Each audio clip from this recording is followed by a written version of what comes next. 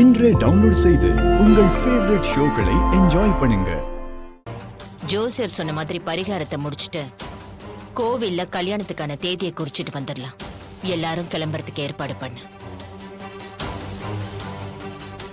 அம்மா, இந்த கல்யாணத்தை நடத்தி வைக்கிறது அவ்வளவு சாதாரண விஷயம் இல்லம்மா.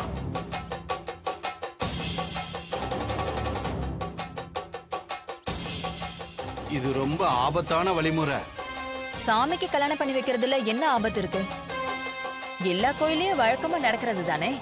இல்லம்மா, இந்த கோயில அது கஷ்டம். ஏன்னா அம்பாள் ஒரு இடத்துலயும் ஈஸ்வரன் வேற ஒரு இடத்துலயும் இருப்பாங்க. புரியல.